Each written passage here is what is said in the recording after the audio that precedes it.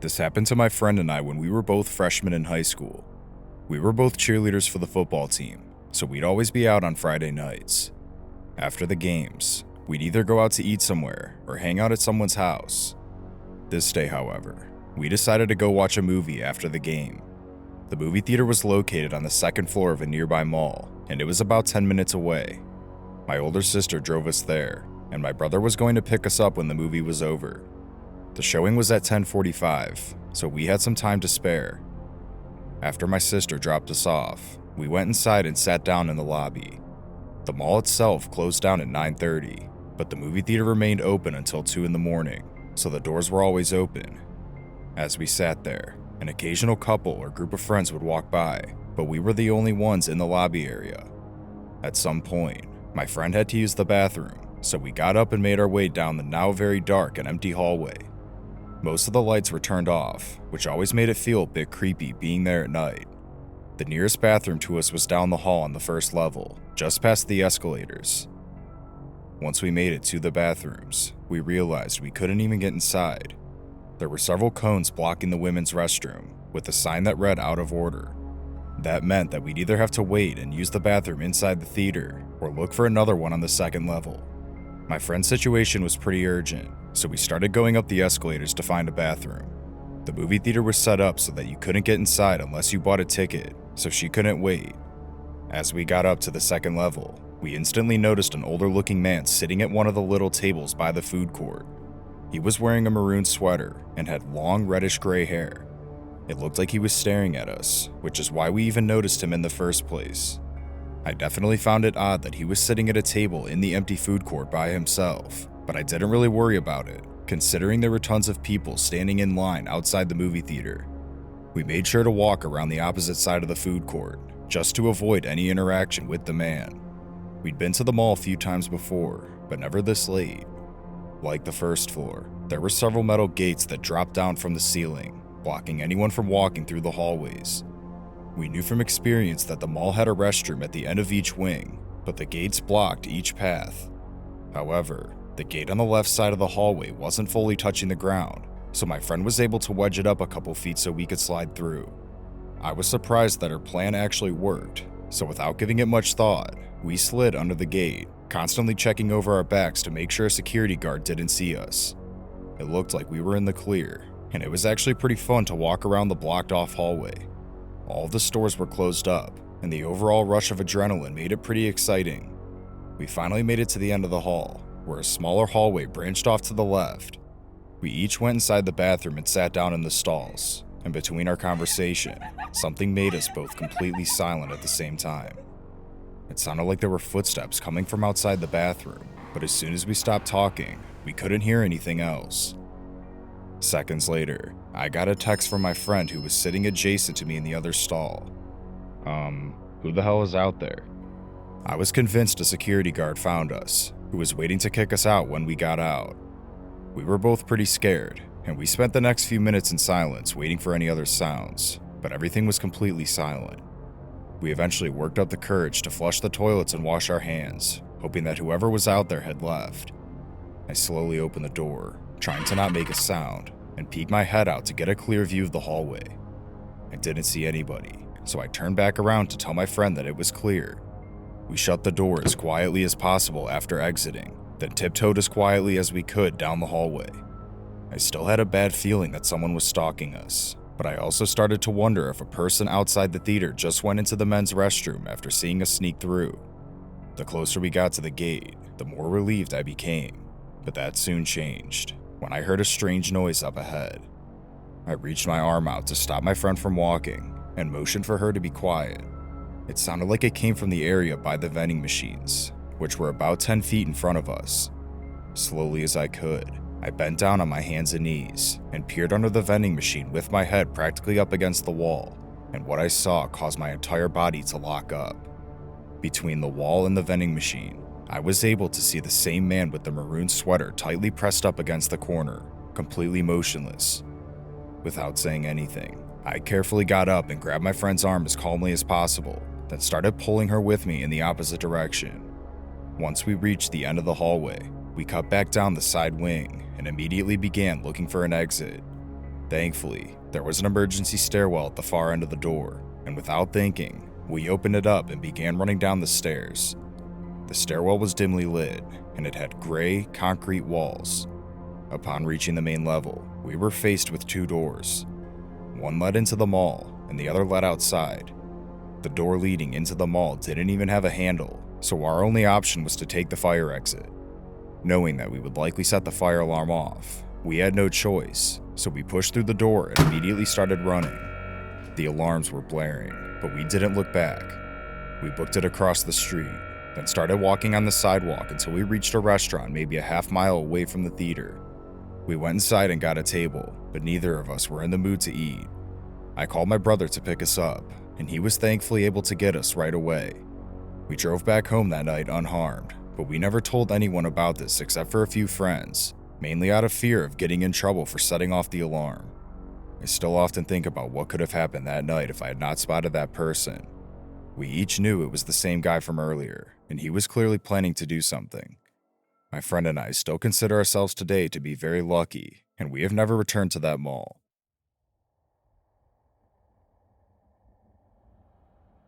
As a security guard working overnight shifts at an inner-city mall, I have seen my fair share of strange occurrences. From teenagers sneaking around after hours, to the occasional break-in attempts, or even druggies who somehow manage to find themselves inside the mall, I thought I had seen it all. It was a typical evening at the mall, with nothing out of the ordinary happening. I was patrolling the empty corridors, checking the locks on the store entrances, and making sure everything was secure. It's a pretty easy job for the most part, and my third shift coworkers are pretty easy to get along with. I usually work with two other guys, Sam and Gene. We usually don't get to be around each other on the clock, since we all have certain routes and areas we need to patrol. Other than a quick passing by or a break in the office, I'm pretty much on my own. Due to the high amounts of crime around the mall, my boss has all of his security guards constantly patrolling for any suspicious activity. That being said, I'd have to do 3 rounds in the truck outside every hour to make sure the entire property was clear.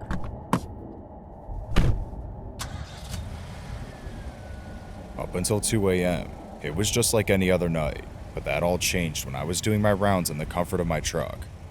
The on-duty security guards are required to keep our walkies on us the entire time, so we'd be able to communicate with each other in the event of something happening.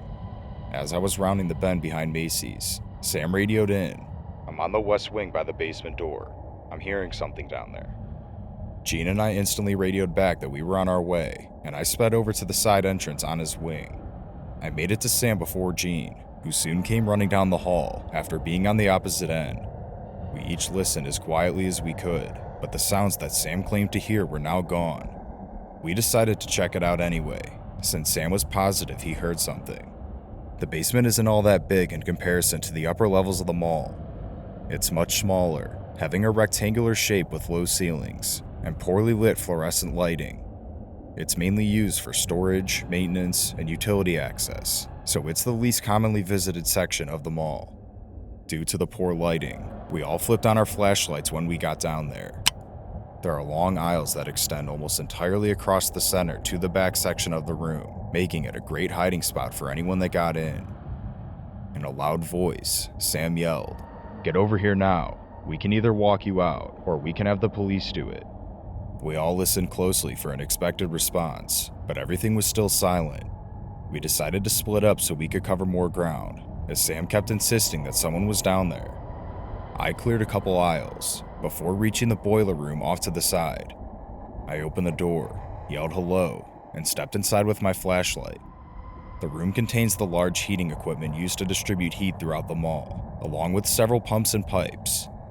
The room itself is quite loud due to the machinery, and I still had to check every corner of the room myself. I kept yelling security, but my voice was drowned out with the deafening sound of the equipment.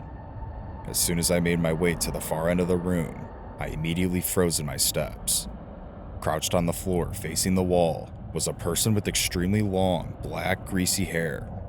I took a few steps closer, and once I was just a few feet away, the figure snapped its head around. His eyes were bloodshot red, and he had blood coming out of his mouth and fingernails.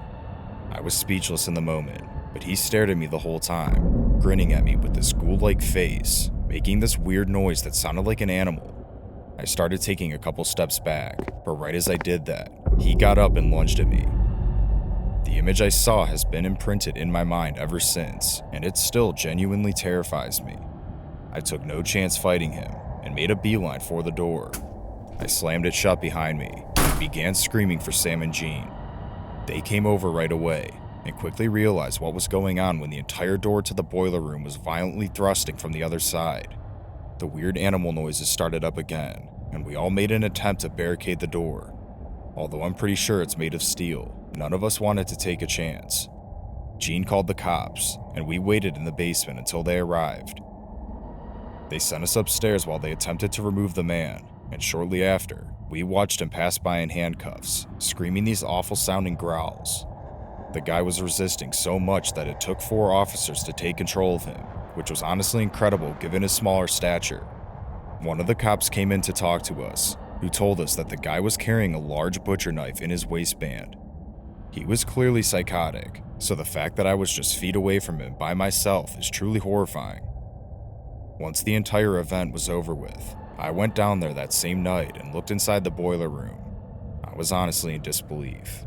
The guy had badly scratched the steel grating on the walls, and there were visible bite marks in the pipes along the floor. There are definitely certain levels of crazy, and this guy was at the max level. I really was just seconds away from losing my life to a madman, or at least being badly hurt. I still work there today, but I haven't experienced anything else to that caliber, and I don't think I ever will.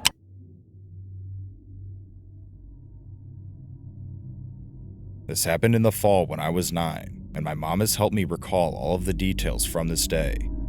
I remember that it was right around Halloween, because my little brother, who was 4 at the time, was dressed up in a cowboy costume.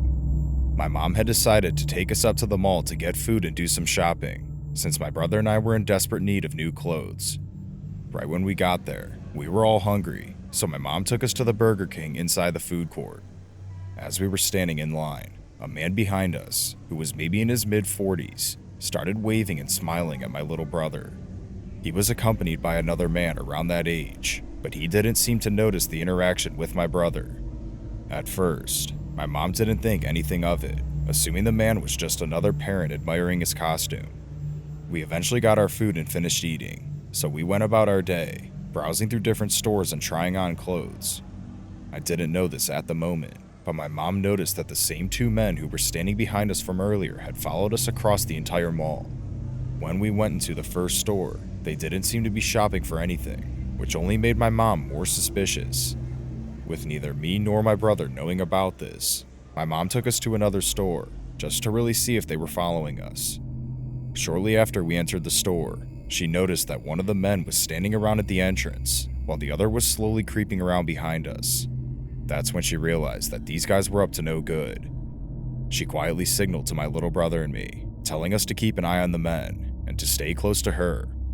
As we walked towards the exit of the store, the 2 men followed us.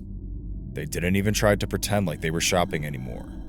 It was clear that they were only interested in my little brother, as the one guy kept making gestures at him every time my mom would turn her back. My mom was really starting to panic, as she once again led us towards the opposite end of the mall, trying to lose the men in the crowd and look for any security guards.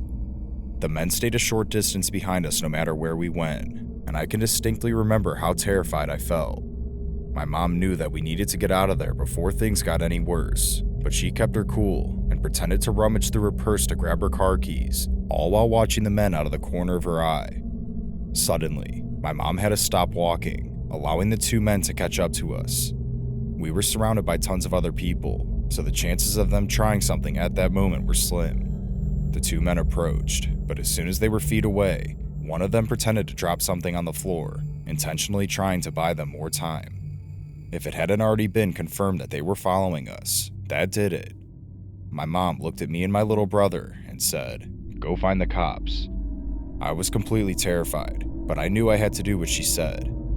I quickly ran towards the nearest security station and told them what was happening, and 2 officers followed us back to my mom. As soon as the men saw the cops, they bolted towards the side exit parking lot. The officers chased after them, but they managed to escape in their car. My mom was relieved that we made it out of the mall safely, but she was also deeply shaken by the experience. She couldn't shake the feeling that those men had been following us with malicious intent, and she couldn't help but think about what could have happened if we hadn't been able to escape. Now that my brother and I are both older, hearing that story still freaks us out to this day. From that day on, my family never let our guard down when we went out in public. We learned to be hypervigilant and always keep an eye out for potential dangers. And while we were lucky to have made it out of that situation unscathed, it was a stark reminder that we can never be too careful in this unpredictable world.